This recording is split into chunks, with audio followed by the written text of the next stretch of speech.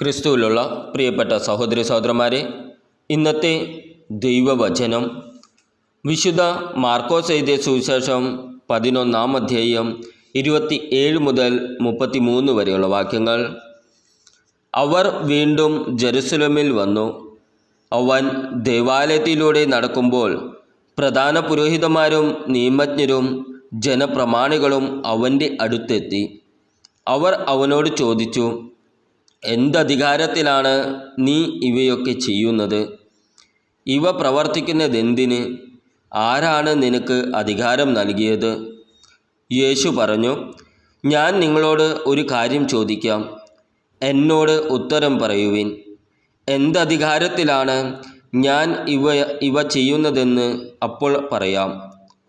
യോഹന്നാൻ്റെ ജ്ഞാനസ്നാനം സ്വർഗത്തിൽ നിന്നോ മനുഷ്യരിൽ നിന്നോ? ഉത്തരം പറയുവിൻ. അവർ പരസ്പരം ആലോചിച്ചു. സ്വർഗത്തിൽ നിന്ന് എന്ന് പറഞ്ഞാൽ പിന്നെ എന്തുകൊണ്ട് നിങ്ങൾ അവനെ വിശ്വസിച്ചില്ല എന്ന് അവൻ ചോദിക്കും. മനുഷ്യരിൽ നിന്ന് എന്ന് പറയാൻ അവർക്ക് ജനങ്ങളെ ഭയമായിരുന്നു. കാരണം യോഹന്നാൻ യഥാർത്ഥത്തിൽ ഒരു പ്രവാചകനാണെന്ന് എല്ലാവരും കരുതിയിരുന്നു. അതിനാൽ അവർ യേശുവിനോട് പറഞ്ഞു, ഞങ്ങൾക്ക് അറിഞ്ഞുകൂടാ. അപ്പോൾ യേശു പറഞ്ഞു, എന്തധികാരത്തിലാണ് ഞാൻ ഇവ ചെയ്യുന്നതെന്ന് ഞാനും നിങ്ങളോട് പറയുന്നില്ല. നമ്മുടെ കർത്താവായ ഈശോ മിശിഹായ്ക്കും സ്തുതി.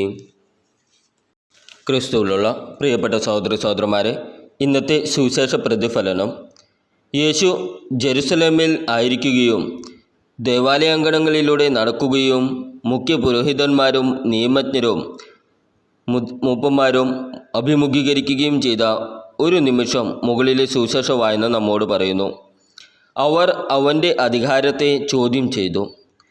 ഏത് അധികാരത്താൽ നിങ്ങൾ ഇത് ചെയ്യുന്നു എന്ന് ചോദിക്കുന്നു. ഇത് ചെയ്യാൻ നിങ്ങൾക്ക് ആരാണ് അധികാരം നൽകിയത്?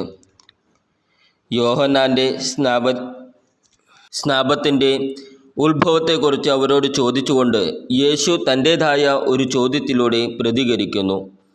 അത് സ്വർഗത്തിൽ നിന്നോ മനുഷ്യരിൽ നിന്നോ ആകട്ടെ, ഇത് മതനേതാക്കന്മാരെ ബുദ്ധിമുട്ടിലാക്കി ഇരിക്കുകയാണ്. അത് സ്വർഗത്തിൽ നിന്നാണെന്ന് അവർ സമ്മതിച്ചാൽ യോഹന്നാനെ വിശ്വസിക്കുന്നതിനുള്ള പരാജയം അവർ സമ്മതിക്കും. എന്നാൽ ഇത് മനുഷ്യരിൽ നിന്ന് എന്ന് അവർ പറഞ്ഞാൽ യോഹന്നാനെ ഒരു പ്രവാചകനായി കണക്കാക്കിയ ആളുകളെ അവർ ഭയപ്പെടുന്നു. ആത്യന്തികമായി ഞങ്ങൾക്കറിയില്ല എന്ന് അവർ ഉത്തരം നൽകുന്നു.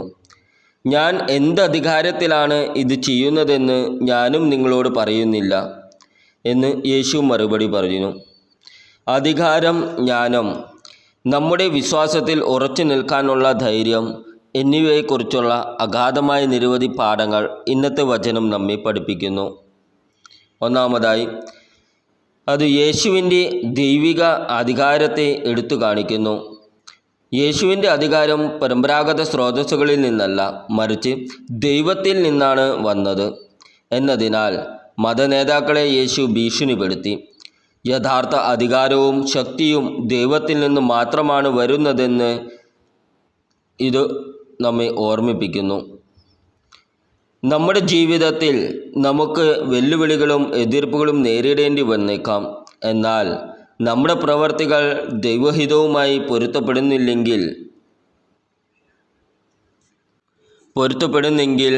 അവൻ്റെ ആത്യന്തിക അധികാരത്താൽ നമുക്ക് പിന്തുണയുണ്ടെന്ന് നാം ഓർക്കണം. രണ്ടാമതായി, മതനേതാക്കന്മാരോടുള്ള യേശുവിൻ്റെ പ്രതികരണം ജ്ഞാനത്തിൻ്റെ പ്രാധാന്യം നമ്മെ പഠിപ്പിക്കുന്നു. അവൻ അവരുടെ കെണിയിൽ വീണില്ല. പകരം അവരുടെ പൊരുത്തക്കേടുകളും ഭയങ്ങളും തുറന്നു കാട്ടുന്ന ഒരു ചോദ്യമാണ് ഉന്നയിച്ചത്. വിവേചനത്തിൻ്റെയും ചിന്താപൂർവമായ പ്രതികരണങ്ങളുടെയും മൂല്യം ഇത് കാണിക്കുന്നു. പ്രത്യേകിച്ചും വിമർശനമോ ബുദ്ധിമുട്ടുള്ള ചോദ്യങ്ങളോ നേരിടുമ്പോൾ നമ്മുടെ ഇടപെടലുകളിലും തീരുമാനങ്ങളിലും ദൈവത്തിൽ നിന്ന് ജ്ഞാനം തേടാൻ അത് നമ്മെ പ്രോത്സാഹിപ്പിക്കുന്നു.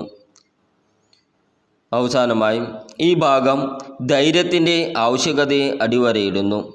ജനങ്ങളുടെ പ്രതികരണം ഭയന്ന് മതനേതാക്കന്മാർ നിലപാട് എടുക്കാൻ ഭയപ്പെട്ടു. നേരെ മറിച്ച് യേശു തൻ്റെ ദൗത്യവും ലക്ഷ്യവും അറിഞ്ഞുകൊണ്ട് ധൈര്യത്തോടെ തൻ്റെ നിലപാടിൽ നിന്നു. അസ്വാസ്ഥ്യമോ അപകടകരമോ ആണെങ്കിൽ പോലും നമ്മുടെ വിശ്വാസത്തിനും ബോധ്യങ്ങൾക്കും വേണ്ടി നിലകൊള്ളാൻ ധൈര്യം കാണിക്കാൻ ഇന്നത്തെ വചനം നമ്മെ വെല്ലുവിളിക്കുന്നു. നമ്മുടെ ജീവിതത്തിനായുള്ള ദൈവഹിതവും ഉദ്ദേശവും നാം നിറവേറ്റുന്നുവെന്ന് അറിയുന്നതിൽ നിന്നാണ് നമ്മുടെ ആത്മവിശ്വാസം ഉണ്ടാകേണ്ടത്. നമ്മുടെ ദൈനംദിന അർത്ഥത്തിൽ ഇന്നത്തെ വചനത്തിൻ്റെ യേശുവിൻ്റെ മാതൃകയിൽ നിന്ന് നമുക്ക് പ്രചോദനം ഉൾക്കൊള്ളാം. നമുക്ക് അവൻ്റെ അധികാരവും നമ്മുടെ ജീവിതത്തിൽ സ്വീകരിക്കാം. നമ്മുടെ തീരുമാനങ്ങളിൽ അവൻ്റെ ജ്ഞാനം തേടാം. നമ്മുടെ വിശ്വാസത്തിൽ ധൈര്യത്തോടെ നിലനിൽക്കാം. അങ്ങനെ ചെയ്യുമ്പോൾ നാം ദൈവത്തെ ബഹുമാനിക്കുക മാത്രമല്ല, അത്യന്തം ആവശ്യമുള്ള ഒരു ലോകത്ത് അവൻ്റെ സത്യത്തിൻ്റെയും സ്നേഹത്തിൻ്റെയും വഴിവിളക്കുകളായി മാറുകയും ചെയ്യുന്നു.